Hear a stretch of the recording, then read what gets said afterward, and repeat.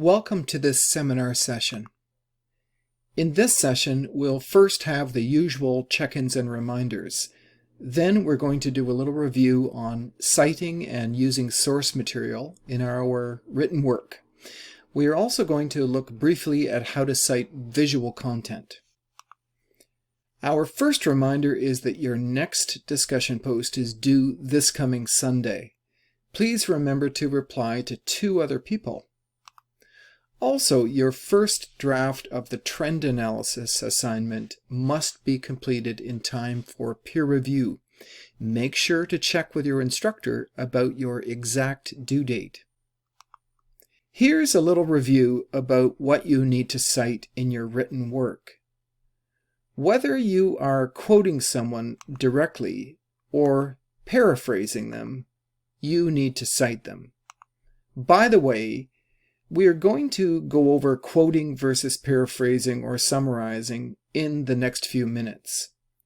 In addition to words and ideas, we also need to cite when we use statistics, visual, or audio material. How about what you don't need to cite? First of all, common knowledge. That means information you can assume your reader already knows. Here are some examples. We also don't need to cite background knowledge, information that appears in a lot of sources. The example here is global warming. We know it's a serious problem, and you don't need to cite that. When our writing involves using research, there are 3 key skills we need in our writing toolkit: quoting, paraphrasing, and summarizing. Let's take a look at each in turn. But first, a code for you to break. You might want to pause the video here and see if you can figure out how the shapes here correspond to the words. Given up? Okay. In the left-hand column is the original. Someone's words or ideas we want to use, represented by the triangle, circle, and square. The quotation, in the next column, takes part of that original, the triangle, and reproduces it exactly.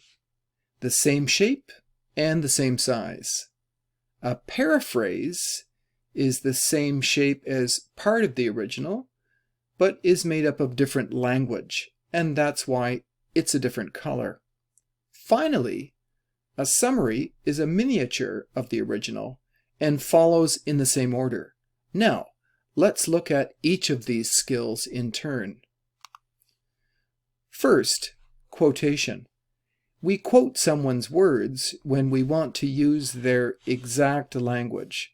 Sometimes it's because we want to quote them and then comment on what they said. We also quote because it's a really solid way of establishing our credibility with our readers. Just remember that when you quote someone, you can't change what goes between the quotation marks. You can see here that the triangle between the quotation marks is identical to the original. A paraphrase is very different from a quotation. That's when we use someone's idea, but put it in our own words, keeping it about the same length. Visually, the circle keeps its shape and size, but the color changes to signify that the idea is now in your own words. Here's an example of paraphrasing. First, we see an original passage from a published work that we want to paraphrase. And here is a paraphrase of that passage. You might want to pause the video here, read both, and look at the difference between them. Note that the paraphrase takes the idea from the original, puts it into very different words, and then cites the source. A summary is very similar to a paraphrase, but it involves shortening what someone said. We do that by keeping the main ideas and reducing the amount of detail. The trick with both a summary and a paraphrase is to convey someone's ideas accurately and without any of your own bias. Let's look at an example of a summary of the same passage we were just examining. Here's the original passage. And now here is a good example of a summary. A few things to point out. It's a lot shorter than the original passage. It's shorter because it has gotten rid of detail, like the 10% figure in the original. And crucially, the summary is worded very differently from the original. And this is where we can get into trouble when we are changing around someone's words. Let's take a look at how this can happen with paraphrasing. Here's the same original passage again. Now, here is another paraphrase of it. We're calling it plagiarized, but let's look at why. The reason is that the wording of this paraphrase follows much too closely the wording of the original. Here's how it looks if we highlight all of the wording that is too close. It's clear enough that too much of the paraphrase is only a slight change on the original. Whether someone intends to do that or it happens by accident, the result is still plagiarism, even if the source is cited.